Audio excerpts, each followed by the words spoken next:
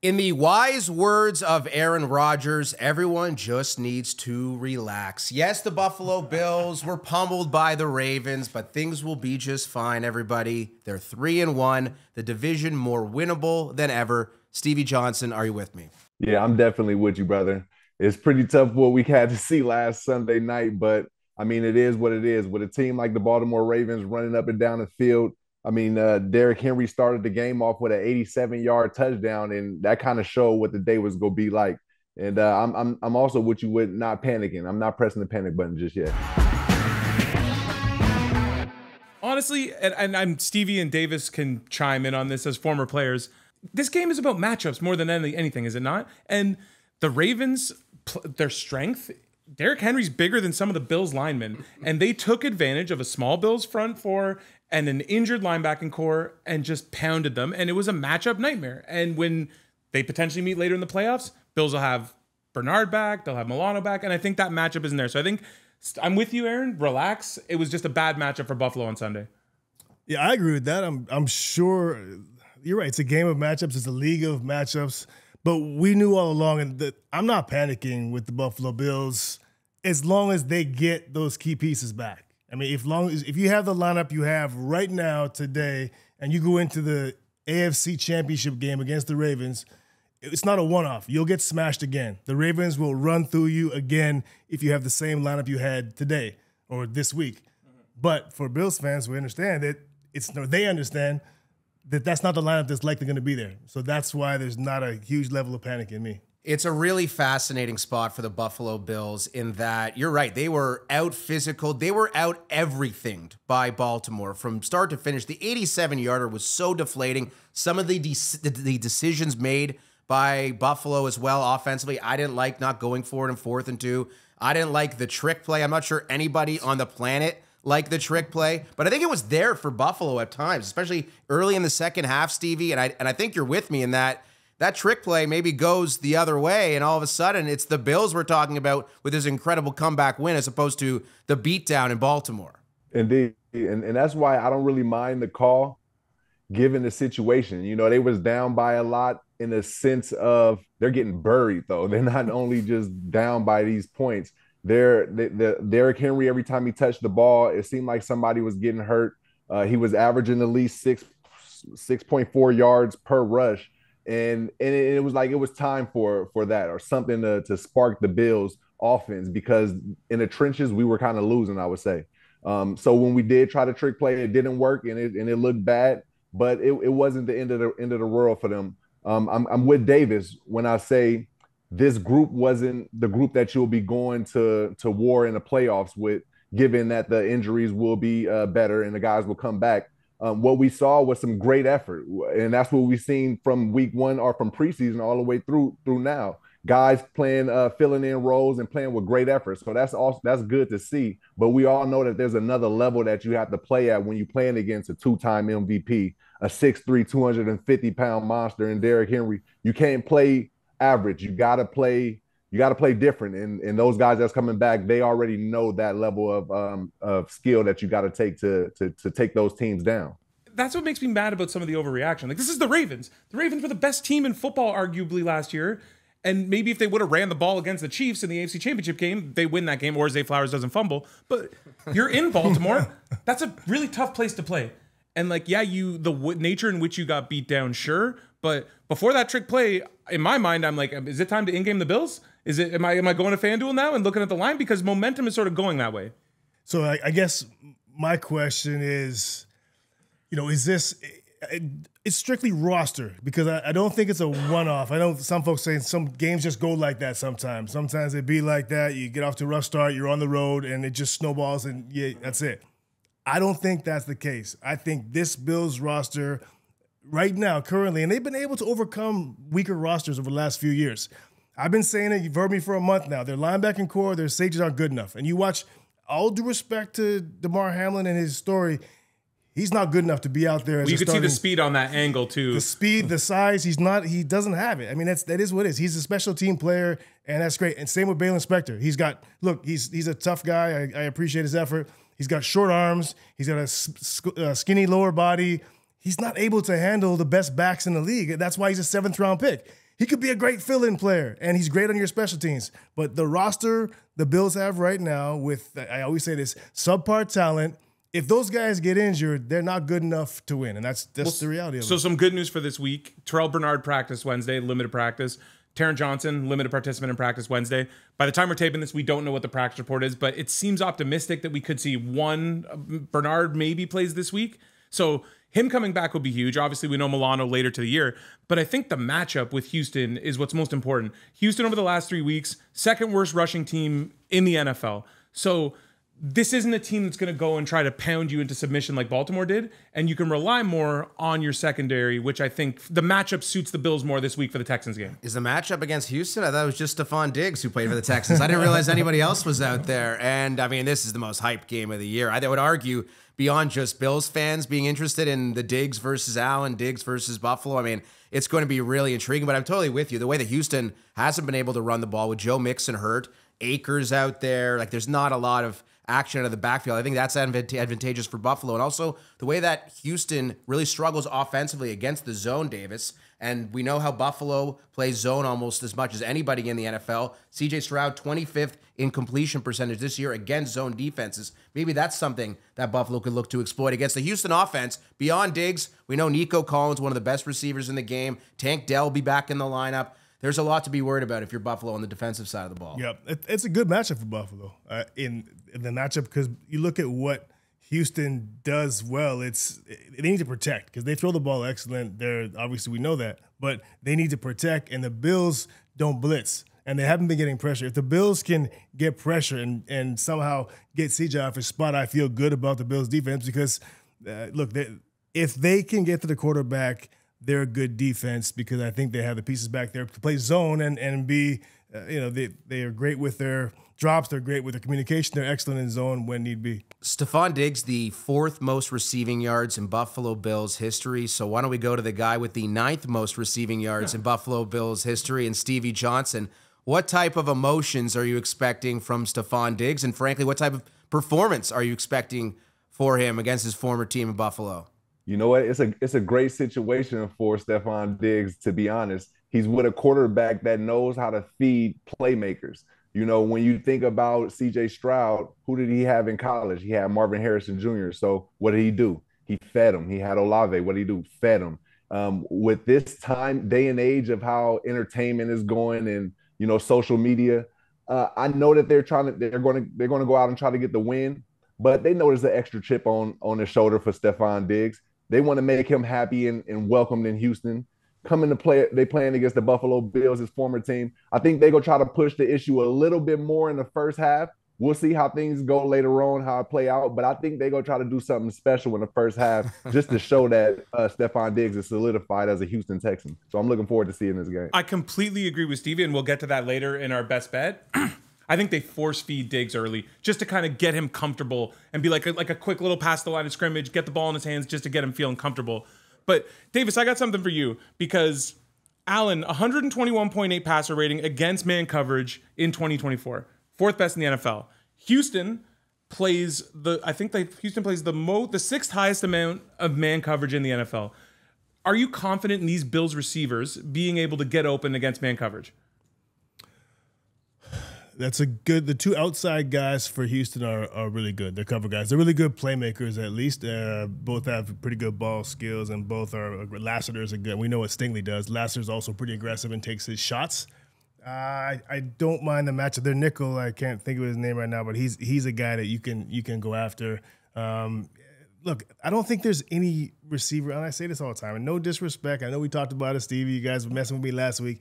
There's still no receiver on the Bills that scares me, and that's it is what it is. And you guys can, I know we said, well, look at what Shakir's doing and look at the numbers. Well, but I think Keon Coleman made a couple nice, really contested catches. He could become that guy. And that, I think, Stevie, chime in on this because he made 2 great catches, and that is sort of what he does. He's got longer arms, and he has great body control. He made 2 great catches against really tight man coverage, and I think we could see more of that this week against the Houston team that plays so much man. Hey, let me add this real fast, Stevie. Right. Yeah, I'll ask this to you. If you notice the guy's making all his catches against tight coverage, what's that tell you? He's not getting open. So that's impressive, but you don't want to always have to do that. Yeah, no, it's facts though. Like I understand what Davis is saying, Like when it comes down to situations, you kind of do want that person that you know is going to get open, as opposed to you having to either throw him open or put the ball in a certain place for him to get open. So I think it's still just at a phase where it's still prove it. It's still prove it. You can feed off everybody eats until we get exposed, and now we've somewhat got exposed where you need to go to somebody that can win when you get down in the game, or when the spark or the momentum is starting to turn. To go back to what Davis was saying about the seventh rounders and the defensive guys. I mean, you can be a seventh rounder and make a play and be out there handling your business, but you got to have something different. And I think about myself in that situation. As a seventh rounder, am I supposed to be in this situation as a starter? Essentially, no. But what did I have that was different? Space creating, my route running was something different. So that kind of gave me that edge to be able to play with those top tier guys. That's what these guys got to dig in and find. They can't play regular what got them there. You got to go over and beyond at this point. And that's what I think Davis is also alluding to when it comes to the receivers. They're all good. Yeah, they all can make plays, but we still need to see who in this group can we literally go to every time when those defenses are playing great, because they got defenses evolving all around the league. So, it's that time to step it up and continue to evolve. And that's exactly what Buffalo had with Stefon Diggs for all those years, right? Allen and Diggs, the most receptions, the most receiving yards in that 4 years that they were together of any duo in the NFL. And I'm curious, Stevie, from your NFL experience, Diggs playing against his former team for the first time, the $31 million dead cap hit that the Bills took on in order to trade Diggs to Houston. So, listen, I guarantee you Diggs knows all those numbers. He wants some revenge. Any occasions in your career about teammates of yours in similar situations? Yeah. Teammates of mine. Yeah, like you guys remember a name, Marshawn Lynch, beast mode. Yeah, so I played with him. I came in as a rookie and he was there, and it just wasn't meshing. You know what I mean? Like the front office in his style, it just wasn't meshing. And they ended up trading him to the Seattle Seahawks. The Seahawks came and we played against us in Toronto, and Marshawn, he ran rapid against us, either catching it or running it. It was kind of out of hand, and that's a taste that he loved as a revenge game. But that was something that we didn't like as Buffalo Bill players and fans. So I'm not trying to insinuate that's going to happen coming up. But yeah, that is something that I can think about, and I don't want to think about. Thanks, Aaron. Now, honestly, the producer brain in me is just kind of lighting up right now, because forgetting that Stevie played with Marshawn Lynch, one of the NFL's most interesting characters. Stevie, what's your best Marshawn Lynch story as someone who's shared a locker room with him? Man, there's so many. First and foremost, respect to the legend. We from the same area. He's from Oakland. I'm from San Francisco, across the bridge. So I always heard about this Marshawn Lynch scoring, running for 300 yards, 5 touchdowns, et cetera, et cetera. But so as we was growing into the game, he was already in the league as a rookie, as an incoming rookie, not drafted yet. They kind of house us in this place in Los Angeles, and so it's me and some other rookies from around the world, and we go train. We go training every day. They say, hey, Marshawn's going to come in, and he go, talk to us about some things. So we all preppy, you know what I'm saying? Like we suited up, like really professional, because we think of the NFL is big. So we working in the middle of our workout, man. Marshawn come in there with the beanie on hat, the 2X t-shirt, Jabot jeans, some Air Forces, and he came in like deadlift, like 250, like he was going crazy with some just regular clothes. Came in, no stretching. We all got circuits that we got to go through in times, man. But he came in like a straight alien, was deadlifting and bench pressing, and just talking like a regular person. In my mind, I was thinking like everybody was talking different or acted a certain way. Now that you're in the NFL, and he was just authentic, and the person that you see now is the same person he was then, and it was just impressive to me. A lot of Skittles as well, I hear about Marshawn Lynch. That's a big part of his diet. I heard the Hennessy sometimes before games too. Hennessy, Skittles, that's part of any type of healthy diet. Shot of Hennessy. And also community though. He a big community guy. He runs fairs and things in the Oakland area in the neighborhood. He's always out there with the community. I mean, he do things that I definitely want to do. As far as going to go put on pads and play with the high school and the JUCO teams, running over people. Like it's so cool to see what he do though, outside of the wild shenanigans that he also does. Well, I remember there was that video where he said, I think it was when he was in Seattle. He's like, I'm going out in the community giving everybody turkeys like Nino Brown. That's Like right. Nino Yeah, Brown. yeah, he's something else, man. But yeah, like we were talking about front offices. He didn't match with the Bills front office, and sometimes that's what you need as far as players. And you seeing it with guys around the league. Who's that? Sam Darnold, who was bouncing around, and now he's looking like one of those guys who can lead a team to the NFL from the ashes. You know what I'm saying? So, it's just about finding your match and then going from there. And that's what we'll see as this time play out with this season going up and down for a lot of these coaches and front offices. I feel like management kind of did Marshawn dirty too, because you have Marshawn Lynch, you have Fred Jackson, and then you use the 8th pick on CJ Spiller. It's like, why are you tripling down on a running back when you can add something to the rest of the roster when Fred Jackson was a high end, like a good running back, and Marshawn Lynch is a great running back? Yeah, I mean, I honestly think they was ahead of the time when they was picking that. If I was like in the mindset I was thinking at that time as a young player, thinking, okay, we just stacking up our roster. That's good. That's what we need to do. But they was kind of swaying Marshawn out, and it didn't make no sense to me how things was being played back at the time. But I began learning the business and seeing how things work.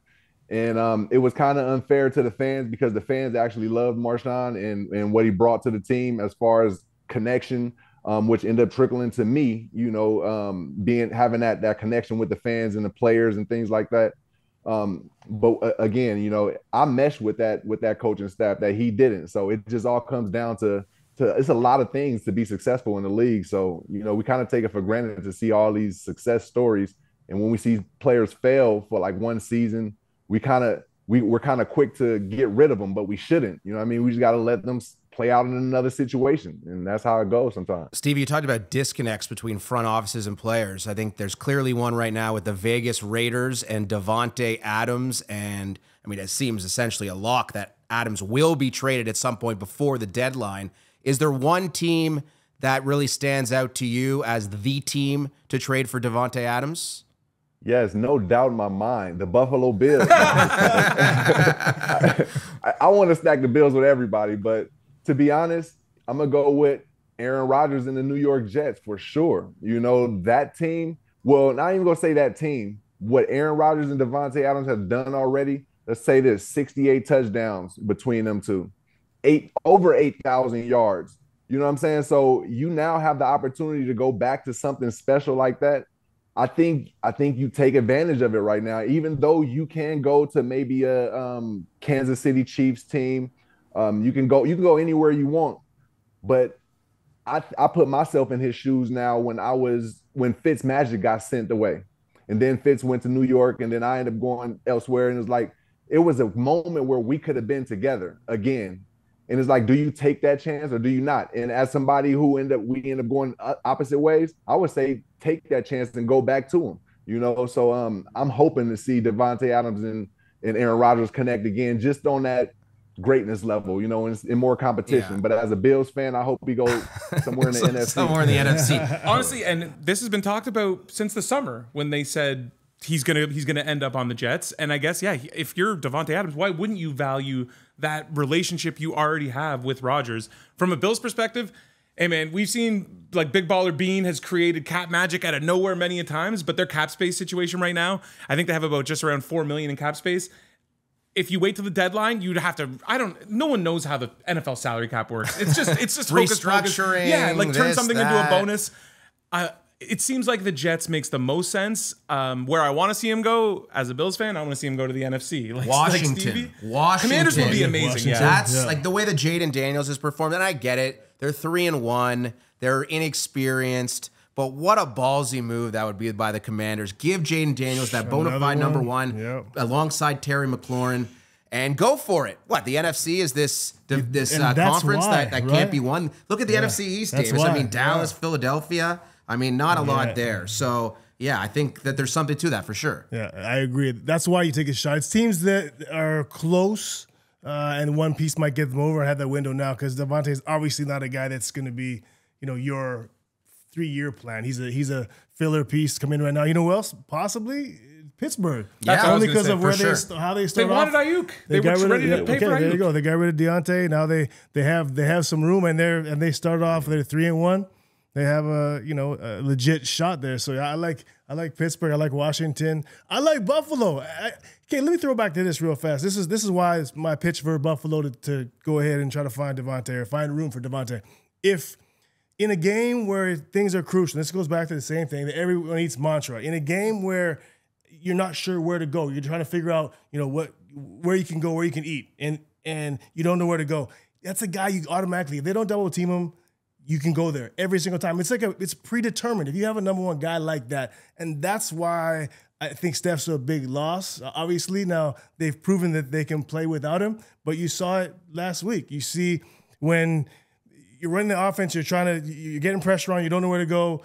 There's no one that really stands out that you can go to. If you have a number one, now everything else trickles through them. You'll watch how Nico Collins works. That's what it is. CJ drops back. If he gets one-on-one, he goes to CJ. If not, he works the other field where he's got an advantage. That's a predetermined thing when you have guys like Stevie, have guys like Nico, you have guys like Steph. That's what you have. When you have everyone eats, which is great, and the locker room is better, you still need to find where you're going to go when you need it, and that's a kind of a built-in answer. And I think when people always cite the Chiefs as an example of last year, they still had Travis Kelce. And Kelce, when they needed plays and Andy in the playoffs, Reid and Patrick Mahomes. I mean, that triumvirate is unassailable, what they've done over the last 5, 6, 7 years. I think to our previous points, Washington and Pittsburgh make the most sense strictly because of cap space. It comes down to mindset. This is why I say no to Buffalo, because they've already established that everybody eats mantra. So if you do come in and you don't get the ball for, let's say, a 5-game streak because everybody else is eating,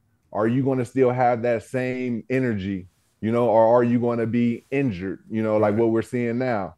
You know what I'm saying? So it just takes a certain type of player to be able to take that. And if Davante was one of those guys to say, hey, look, I'm not even tripping off of the stats, this individual stats this year. I just know my presence can take up enough of attention from the defense to make sure everybody eat.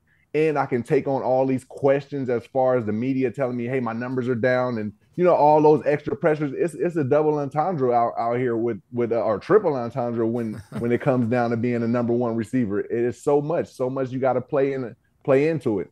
So it just comes down to the mentality of that player, to share your food, or what I mean, or be cool with everybody else eating around you and play that poker face until it is your time to score or go off, That's not a fit. There it is. Yeah, exactly. I think too, though, but it's like with someone like him who's got numbers and who's been paid, at what point do you then prioritize the winning and be like, you know what, I don't need as many balls because I'm going to just be on a winning team? But I also think if you have Davante Adams, you want to utilize him, right? Like, why would you trade for him if you're not going to feature him as your number one? Well, you don't need to feature in that offense. I think we're all saying the same thing. Can he do it? Mm-hmm. And that's a rental. You get Davante, that's a rental. They don't have a guy that you can, a number one, a clear number one. You can still have a number one. And to Stevie's point, if Davante was receptive to say, hey, here's, Brandon Beane talks to him, here's what we're doing here, here's what we have, we want to bring you in, you're probably our best guy, but we're going to spread the ball around. Are you good with that and trying to make a run for a championship? And if he was good with that, then you're golden. But to your point, if not, well, you're gonna throw him 3 balls a game? Like, no, you're trading legit assets. Second round pick is probably what the cost is. And And you're you have an extra second round pick. You can't pick. throw him 3 balls a game if you're winning and he's taking the coverage away. I mean, that's totally fair. It's up to him if he'll do it, though. Well, that's it. And I'm sure he wants to go to New York or maybe New Orleans, a team we didn't mention, with his old buddy Derek Carr from Fresno But State. he's Maybe already done Dallas. that. Why would he want to do that? I mean, listen, some of these, maybe like Davante, I hate to throw around the word diva, but this is a guy who wants his shine and wants to be recognized as one of the best receivers in the NFL. And if he's catching 3 or 4 balls a game for 45 yards, whether it's in Buffalo or elsewhere, I'm not sure he's necessarily getting what he wants from that. Looking at the FanDuel odds, the Jets are the favorites currently, and the Jets are also the team we're featuring in our Streeter Same Game Parlay today. Oilers, you want a one-handed catch? You got that, Oilers. Oh, come on. Oh, it hit your fingertips. What happened? You want it? No. Oh. We are on the streets of Toronto making a little same game parlay for the London game. It's Vikings and Jets. Let's see what we got. Who do you like in the game? Jefferson. You like Jefferson what? Touchdown, yards, what? I'm going to say 1 touchdown and 80 yards. Wow, we're going adjusted alt lines here. You know what you're talking about. Yeah, I watch it a lot. Are we touching any Rodgers props? Yeah, for his age, for sure. Okay, so we're gonna go. We got Rodgers over, Jefferson touchdown, Jefferson 80 yards. What about the game? Do you like the game at all? Oh yeah. Which team? Who's winning? Vikings. This game is in London. Can you do a British accent? Sure, mate. What do you mean? All right. I'm gonna win, man. Hey man, heads up. You ready for this? Run a route, catch it. Come on. You know? No. Who doesn't want to catch a football? Go in stride. I'll hit you in stride. Oh, well, there you go. This guy's got hands. We are talking Jets Vikings. Going to do a little same game parlay with FanDuel. How much do you know? You're getting the glasses on. You're getting ready. You're taking it serious. Let's just call me not an expert. Okay, so let's start with the game then. Jets or the Vikings? Who do you like? Jets. Okay, why do you like the Jets? Like the name better. Perfect. Okay, now Aaron Rodgers, polarizing guy. Do you think he's going to go over or under his pass yards? What position does he play? He's a quarterback. The quarterback is who throws. What? Bro, what are you talking about, man? Has he been injured lately? He had an Achilles injury last year, but now he's back from that. He's going to go under. He's going to go under. Okay, let's put one more leg on there. Let's say, let's go Justin Jefferson, probably the best receiver in football. His receiving yards over or under? He's going over because that's my name. The Jefferson? Perfect, thank you. Justin. Justin, okay. Who's your soccer team? Man City. Are you okay? I'm fine. I just threw up in my mouth a little bit. Oh. The streets were not really active. A lot of British people on the streets, oddly enough, for when we're talking the London game. Here's my question. If the Jets lose Sunday, is Robert Saleh on that flight home? And should he be on that flight home? He might be ordering extra tea and comfort and tea and cookies just so that he can miss the flight on purpose. I don't know if he wants that headache if they lose this game. Oh my goodness, it's over if you lose. It's over. Stevie, when we had Rodgers, basically, Saleh talked about the cadence. They need to change it. Rodgers said, well, maybe the players just need to execute. What do you think when you see a direct contradiction of thought between big player and Rodgers and head coach and Saleh?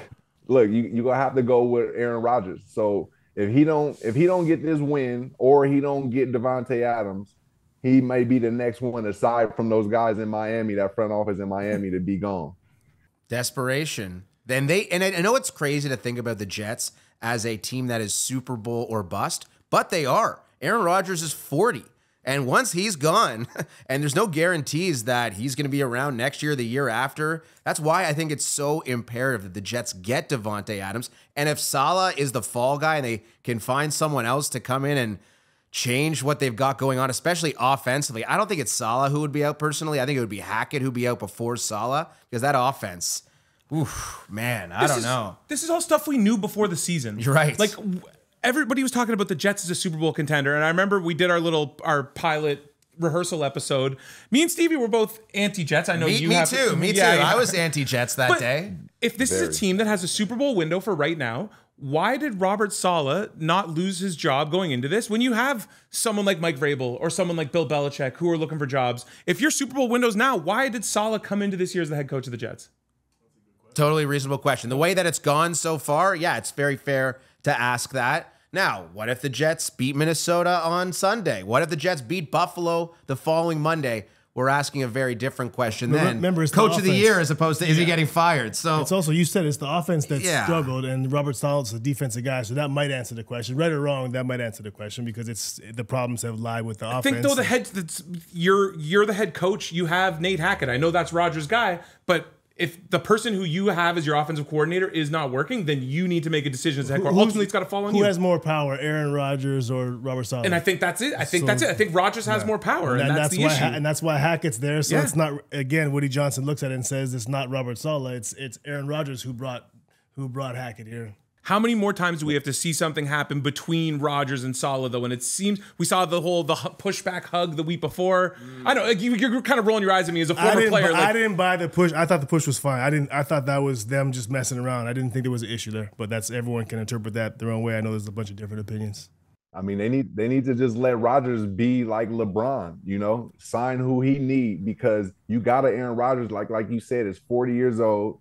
Why did you bring him here? So that he can be great. When was he his greatest? His MVP year. Who was he throwing it to that year? Davante Adams. Who's available? Davante Adams. Like your team, you guys need this piece, I would say, to become contenders, to put that guy, Aaron Rodgers, on that pedestal that everybody know that he's on. Nobody's going to believe it. He's going to have to play Superman Hercules every week without that extra piece that we seem to talk about, that the Buffalo Bills need. Aaron Rodgers needs this more than anybody, even though he's got two great pieces or a solid piece in Garrett Wilson and Lazard. Bring in that final piece with Davante Adams, and then let's see how the season play out from there. Until then, it's going to be a lot of talk. When looking at that game, I know the London games always tend to be very sloppy, and you have what looks like the best defense in the NFL in the Vikings. Davis, how do you feel about that matchup? A Jets offense that's not looked great against an unreal Vikings D. Yeah, one thing about the Vikings defense, who can have success against is a veteran quarterback who can dissect where the blitz are coming from pre-snap and get the ball out quickly. So you can't do all of the exotic blitzing, all the zone blitzing as much against a vet like Aaron. I don't think Aaron will have as much trouble with it because if he sees it, there's voids in that defense. He get the ball out quickly. I think he can have some success. Those defenses are better against guys that hold the ball, play action longer, guys that hold the ball longer. So I don't think, obviously they'll have success, but I like Aaron Rodgers' chances against that defense. When you watch the tape of a Flores D, he's a madman. What do you think when you're watching the Vikings defensive tape? Oh yeah, they're all over the place. You're seeing, they're rushing 3, they're rushing 6, they're dropping defensive ends, they're sending corners, they're doing everything, and it's really what he's trying to do is give you different looks and the same looks and give you different pressures. The same guys will line up, they'll rush 5, then the same lineup they'll rush 3, and just give you a bunch of different looks. But again, for young quarterbacks, which the NFL today is full of young quarterbacks, and you can have success versus those guys against vets to get it out quick. It's much tougher. Indeed. I'm with Davis. I'm with Davis on that. You gonna have this. I'm gonna be looking at those DBs and seeing if they playing press. If they playing off, you got to rely on that old vet to get the ball out quick and have his guys on point, being aware that the ball's coming out. But if that defensive back unit is playing press, it's gonna be difficult. That disrupts time. And now we got to look into the trenches. So this is gonna be an exciting one. Before we wrap up with our staff parlay, let's talk a little Chiefs. Are we worried at all with the Rashee Rice injury, with Hollywood Brown, with Isaiah Pacheco? At what point, I know the Chiefs proved last year they can win missing guys, but at what point is this too many injuries? It doesn't seem like the Rashee Rice injury is as bad as well, it's not feared, ACL, right? but he's still going to miss some time. Yeah, he's going to miss some time, but I mean, Kansas City's 4-0. They have all the time in the world, and they're going to be totally fine. If there was one group of people, be it management and coaching and players, I would trust to be able to thrive with Justin Watson and Noah Gray and Travis Kelce, it's Reed and Mahomes. Like, these guys have done it before. They'll get Rice back in however long it will be. Does not seem like it's a season-ending injury. And I think Kansas City, the fact that they're getting him back, and perhaps there still could be a trade that could be made to pick up another receiver down the stretch here, I'm not really worried about the Chiefs at all. I'm a fully believer in them. How could you not be, man? I mean, they've shown time and time again that in spite of difficult circumstances, they just get it done in the clutch. It doesn't matter who's out there. I agree. Yeah, I'm with you, Aaron, on that one, for sure. Also, to your point about trades, the last 2 deadlines, they've made a move for a receiver both times. So, like, that's definitely in play. I will say this. Travis Kelce, nobody wants to say anything bad about Travis because he's great. And when there's Hall of Famers and some of the best ever to play at their positions, you got to watch what you say. Father Time's undefeated, though. Looked pretty good last week. Thank you. I agree. He looked good, and I agree. Father Time's undefeated. Travis Kelce does not look explosive. He doesn't, I mean, obvious stating the obvious, saying that he's not the same as he used to be, but he's not a threat vertically anymore. He's good. We could work underneath. When he has somebody outside that demands, the double team, a safety over the top, he can work the underneath. If there's no weapons, no Hollywood, no Rashee, I do have concerns. How about this? It's going to be harder for them to move the ball offensively and be effective. I think to AK's point, they'll find a way, but they're not going to win the games by 21 and scoring 48. They're going to grind them out with a really good defense and managing the game. Yeah, they found Kareem Hunt off the street. The guy's ripping off 10-yard gains like they're going out of style. It's the Chiefs. You just shake your head. But how much stock do you put into maybe the Kelce's? You say the explosiveness is not there. Is he trying to play himself into shape, or do you think that's gone? It's gone. Yeah. Stevie, what do you think? Yeah, at this point, at this point, the explosiveness and going downfield, yeah, that's probably gone. But the IQ is on another level, you know, and I think that's what they're riding on. And when you talk, like we was talking about with the Jets and the Minnesota Vikings, Aaron Rodgers is relying on IQ. If we know that team is deep, that defensive team is coming downhill, if I can get the ball out fast and my receivers know that this is happening, they know to cut off their routes, they know to turn certain ways. That's everything that Kelsey knows with Mahomes. And when it comes down to close games, they're fine with that. You know, the Super Bowl was a close game, but come from behind. And all the Chiefs needed was 6-7 yards here and there, and for you to get at least 3 to 4. And that's what Kelsey was dominant at doing when it was time. You know, so yeah, I'm not worried about it, and I just think that their IQ is balancing things from his loss of explosiveness, I would say. I think your point about the close games is bang on. That's all they play is close games, and it's like we got another. It's like a 5.5 spread this week, and it's like even last week, Chargers were one of my favorite bets, even with the question marks with Herbert, just because the Chiefs don't blow anybody out now, and even Mahomes' MVP number. Why is he the favorite?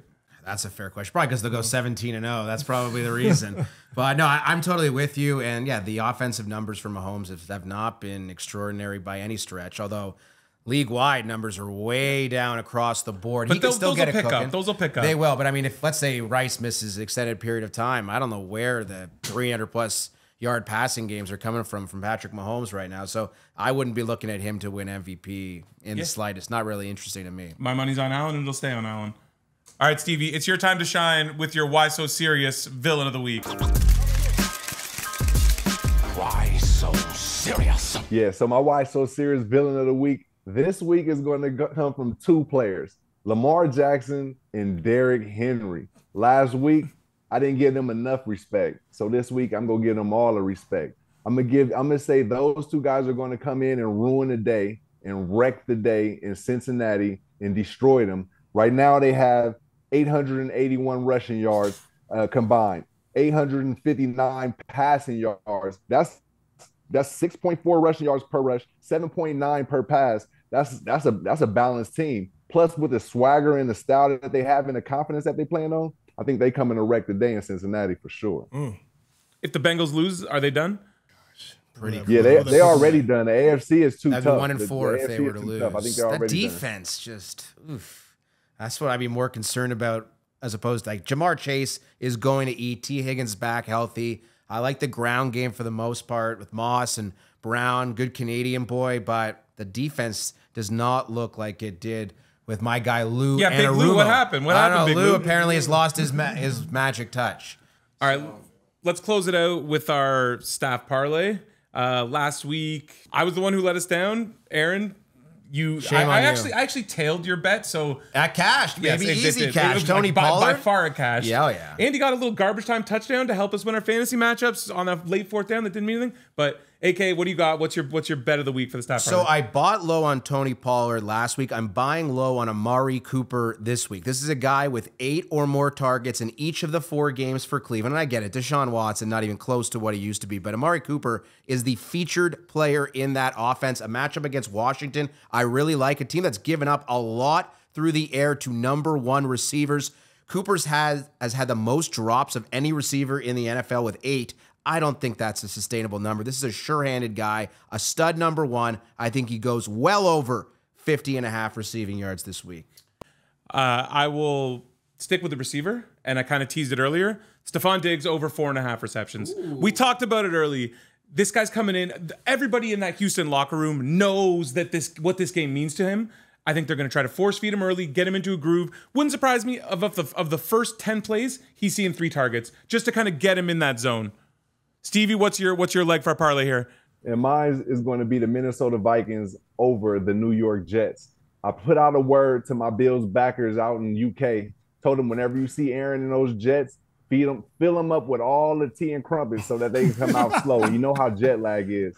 So defenses seem to take over when you play over the pond. So I'm going to go with the Minnesota Vikings to dominate the New York Jets. Davis, what's your last leg? Let's take us home. Yeah, I'm going big game, obviously, for Josh and these Bills. A lot of pressure. When you feel pressure, you get your security blanket. You know what that is? Said tight end Dalton Kincaid over in the Bills-Houston game. Okay, go make that bet on FanDuel. Hopefully, Lock it in. So one person's let us down every week. Who's it going to be? Who's it going to be this Not week? Stevie Nobody. Johnson. Not Stevie Ain't Johnson. gonna be me, He's not coming this week. through. We hope you enjoyed this week's edition of Broken Table. One love, Stevie, Davis, Chris Hein, Korolnek. We'll be back next week.